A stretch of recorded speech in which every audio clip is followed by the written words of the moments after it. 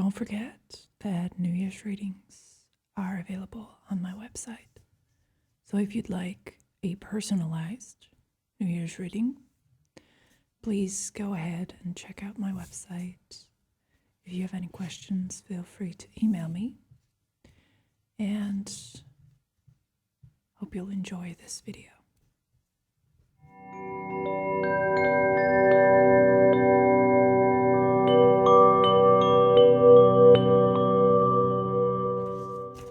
This is going to be a pick a card reading. It's been a while since we've done a video like this. If you know the format, you know how it works. We're going to use these 3 objects as your anchors. So either of these 3 you can choose, and you're going to receive a reading based on that. So whether you pick 1, 2, or 3, you will receive a different reading, and you can skip to that part of the video where we talk about your card. And so if you have already made your choice, feel free to skip to that part. But if you'd like to stay a little bit and still deliberate and prepare for the reading, then that's okay. So in that case, just sit back and relax and enjoy this moment. So here comes number 1. Let me show you what this looks like from up close, so you can see better and see if you like it, if you like the shape, the color, if you resonate with it or not. You can also listen to the sound it makes.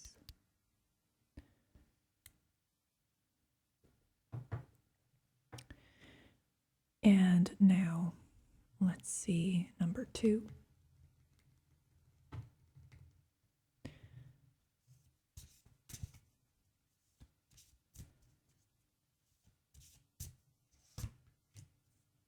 Right? I'm going to show this to you as well.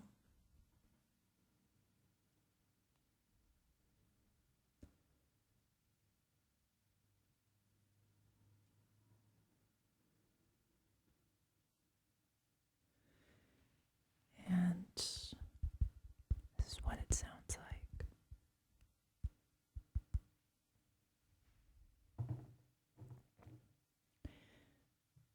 Number 3.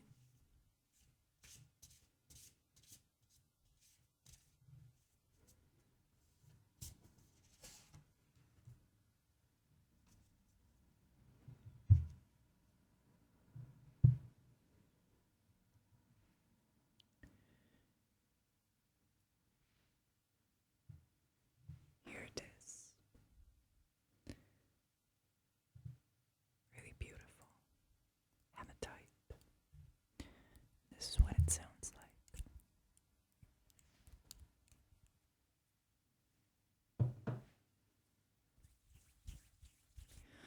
All right, so now, if you're ready, please make your choice.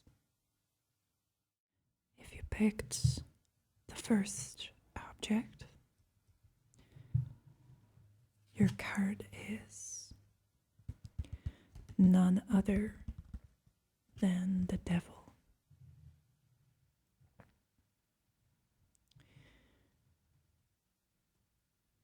So this is a deck that only has major arcana cards.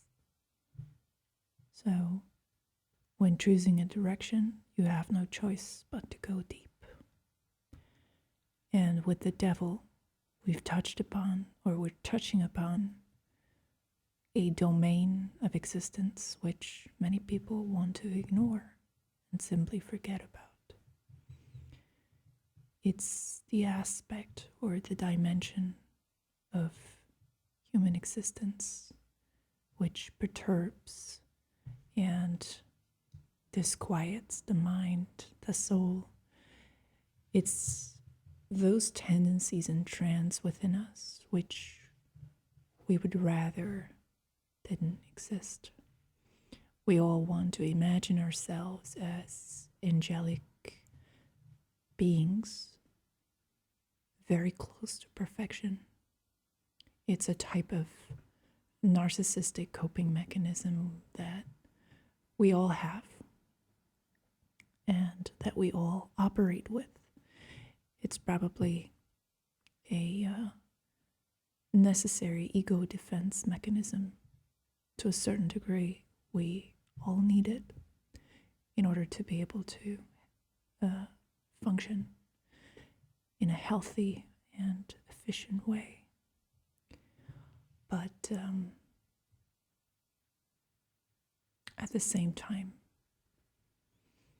we need to be aware that there exist distortions and exaggerations and even outright falsifications of truth within which we base our reality on a day-to-day basis. And the devil speaks to those self-deceptive measures that we consciously or unconsciously choose in order to maintain this illusory image of greatness and competence and the glorification of the ego, of this false construct belongs to the empire and the spectrum of themes and topics associated with the devil. So what is your direction for the new year based on this card? Well, the devil is inviting you to have a critical edge and the keen eye for detail. And these little slippery slopes, these subtle forms of self-deception that you live with, to have or to assume the position of the astute observer who has the capacity to differentiate between fact and fiction. There are many fictitious systems that are built with the cooperation or the direction of the devil. And these imaginary or illusory structures, they have a power over us. It is nevertheless your choice whether you consent to the paradigm and the narrative that the devil offers to you. It is within your power to step back and say, all right, I'm out here drinking my own Kool-Aid and I'm trying to convince myself that something's okay when in reality it's not. So I see it. I see why I need to make myself believe this. I see why this is necessary, but I don't have to do it because I'm stronger than that. I'm more self-aware than that. So it is in fact self-awareness and more insight into the workings and the patterns of the mind that this card is incentivizing you to look into and to practice. So don't believe anything the mind says necessarily. Don't take anything at face value. Don't take your behaviors or the behaviors of others as a good reference point in terms of what is really going on. Question it all. Look behind the curtain and follow your deepest, most authentic value systems that the devil cannot reach.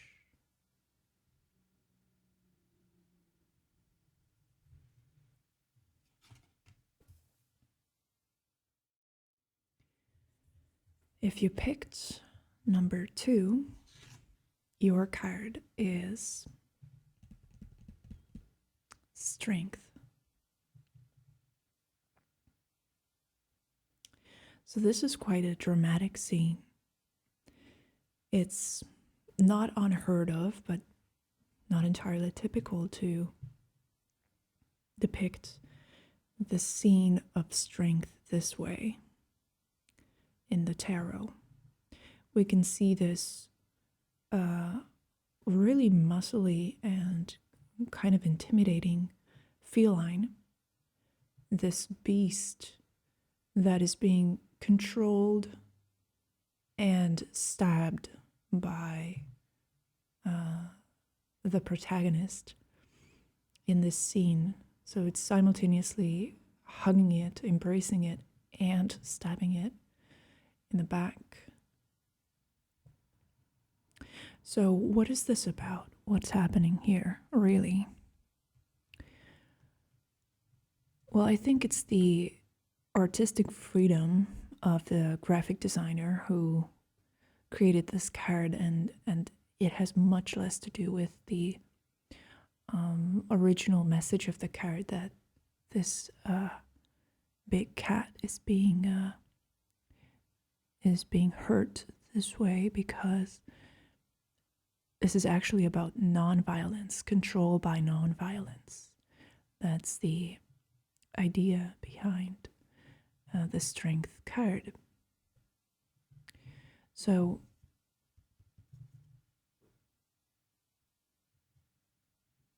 what this means is that in the upcoming time period, in the upcoming year, you will learn, or you can choose to learn, to manage situations by recognizing when it is time to intervene or interfere, and when you can step back and let things unfold on their own.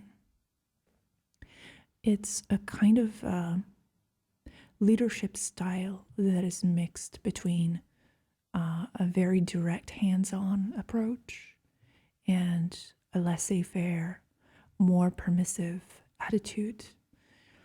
So it's a balance between those two, finding the equilibrium which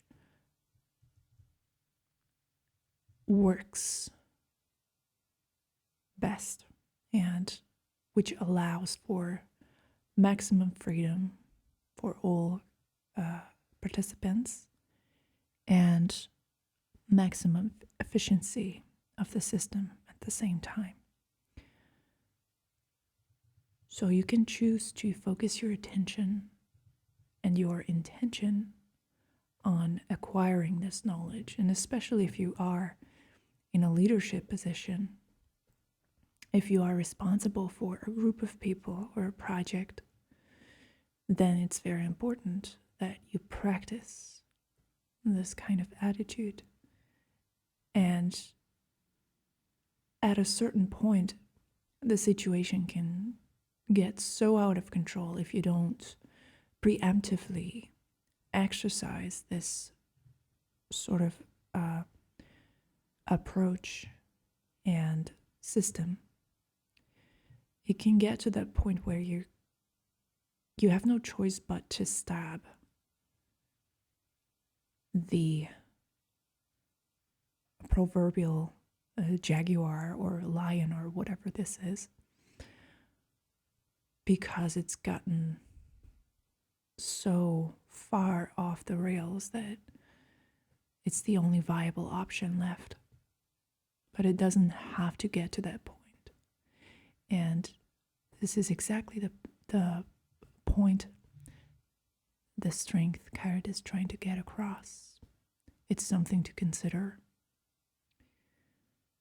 and something to practice day by day, not only at work or in work situations, but also in everyday situations.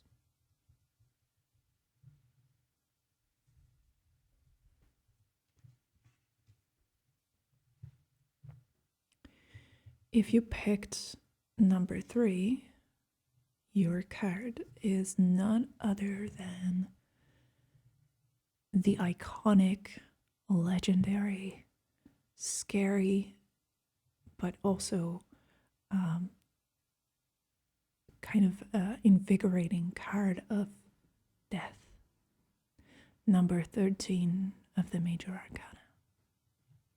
Goes pretty well with the hematite, doesn't it? So here's the message. Here's the direction that you're choosing, unconsciously or consciously. There's a lifespan. There's a timer. There's a limit to everything that has ever gained any level of sentience or existence, even non-sentient beings or entities such as projects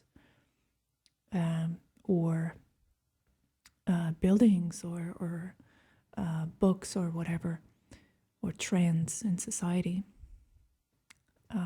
Although we could argue whether those things are really non-sentient or if they have some level of vibrancy or astuteness, which elevates them from the level of non-organic dead matter. But my point is, when something reaches any level of dynamic presence where you can interact with it, you can, quote unquote, metaphorically keep it alive or contribute to its existence, to its changes, when it reaches that level of participatory presence, it is inevitable that at some point it's going to conclude its mission, it's going to end, it's going to perish and decay. And the death card is a reminder that this is embedded, this is a truth and a fact embedded within the very lively existence of things, that they will come to an end, that they will stop existing at some point. And it is exactly this restriction imposed upon the living which makes life so valuable, which makes it so worthwhile. The static, stationary, non-changing nature of those things which we do not attribute any level of sentience to does not hold that same potential for desperation and for panic and dread. But it also does not offer that depth of experience, that excitement, that curiosity. So it's the cost of living, and not only the cost, but also the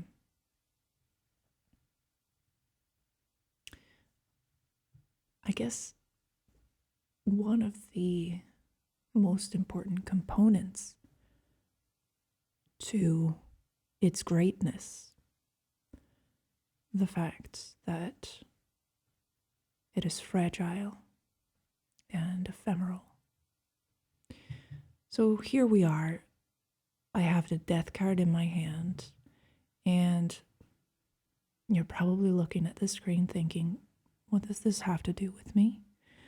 Of course, I'm never gonna die. I'm special. I'm a unique human being that has never been born and is never going to die. Now, of course, I'm parodying the maniacal and narcissistic thoughts that we all have about our very special existence.